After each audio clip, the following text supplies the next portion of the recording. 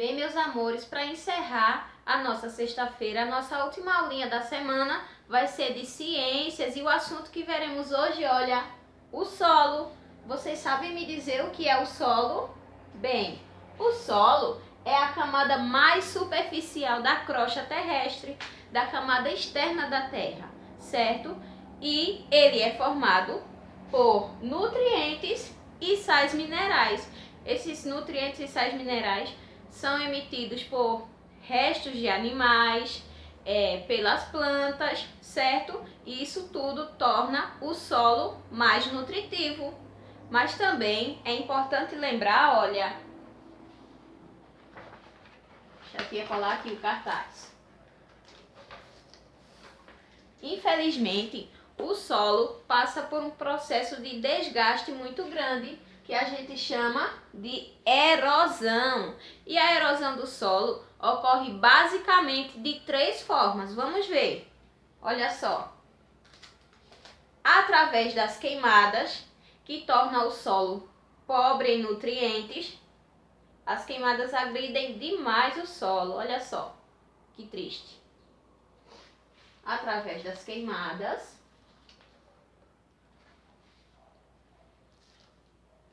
Por meio do desmatamento, porque como eu disse a vocês, as árvores, as plantas, elas liberam sais minerais que são ricos para o solo. Mas vê, com o desmatamento, o solo fica sensível, fica propenso a ficar fraco. Tá vendo só? Desmatamento. E também há um outro aspecto bastante importante, olha, que são as chuvas e a força das águas dos mares, dos rios, quando vai passando, tá vendo só isso aqui? Olha só, ele vai corroendo o solo, a força da correnteza. Então, isso também causa erosão no nosso solo, certo? Por isso, é preciso cuidar do solo, né, minha gente? Porque o solo serve para quê? Para a gente construir nossas casas, para a gente plantar nosso alimento, que a agricultura é uma atividade muito importante, não é isso? Que nos fornece o alimento. Olha só.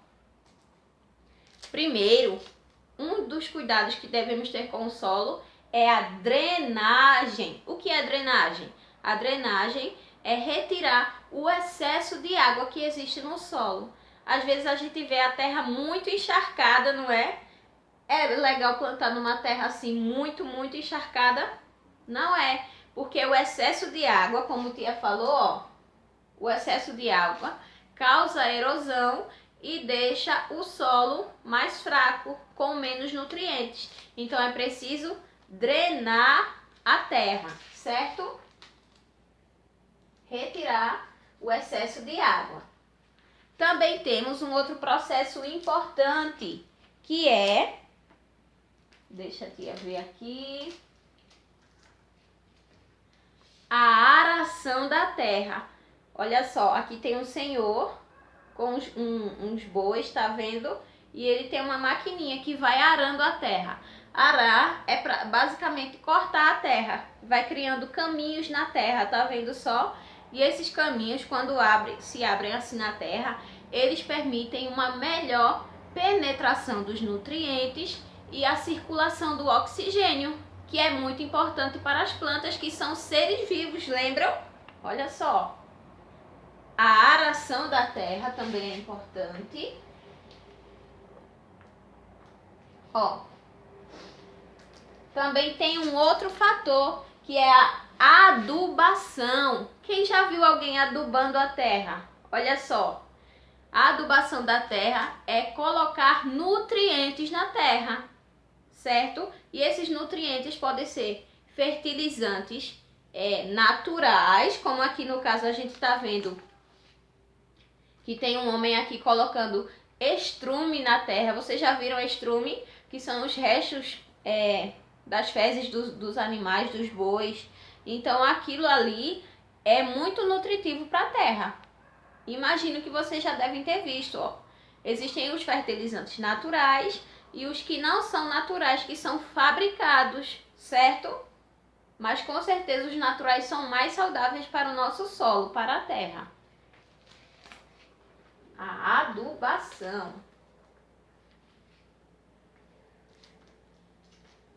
Olha só, um outro fator bastante importante é a irrigação.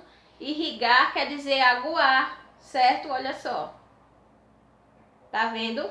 Uma grande mangueira aqui no meio, ó. Um sistema de irrigação que não deixa os plantios ficarem pobres em nutrientes. O solo não fica seco, fica sempre úmido, na medida certa, não fica encharcado. Olha só. Esse é mais um cuidado que devemos ter com o solo.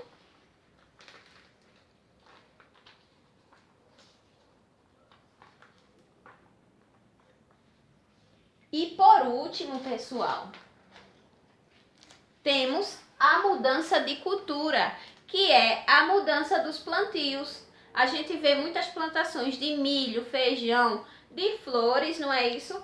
Mas é importante que naquele local não se plante apenas um vegetal, um tipo de vegetal. Por exemplo, agora plantou milho, na próxima plantação você deve plantar um outro tipo de coisa, o feijão. Por quê? Porque cada vegetal, ele suga os nutrientes da terra de uma maneira diferente. Então, se você só plantar, por exemplo, se você só plantar milho, ele vai sugar muitos nutrientes da terra e isso pode deixar o solo mais fraco. Então, é preciso ter essa troca, essa mudança de cultura, plantar vegetais diferentes, tá certo?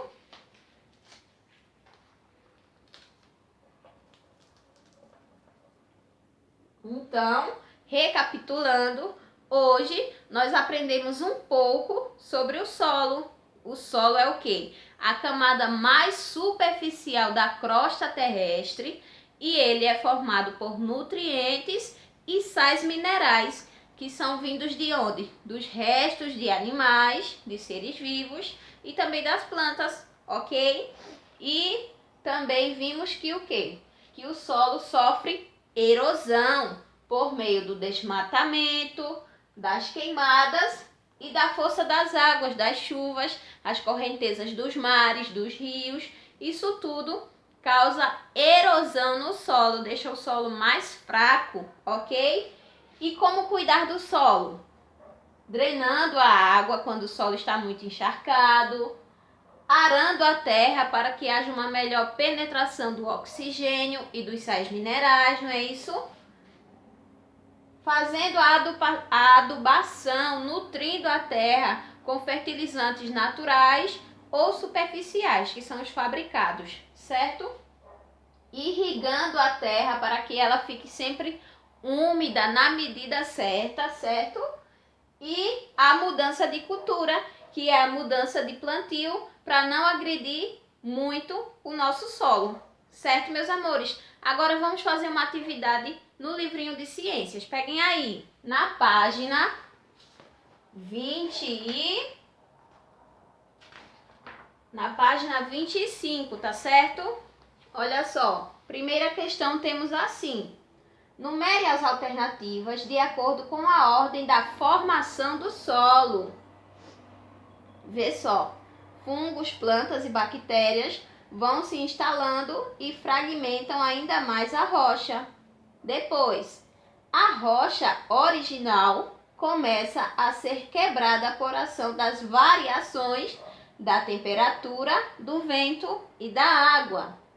Os restos de plantas e animais mortos se misturam no solo, formando a matéria orgânica. E por último, formam-se várias camadas e o solo já é capaz de sustentar árvores. Então, como é esse processo de formação do solo? Tudo isso a gente pode ver aqui, ó.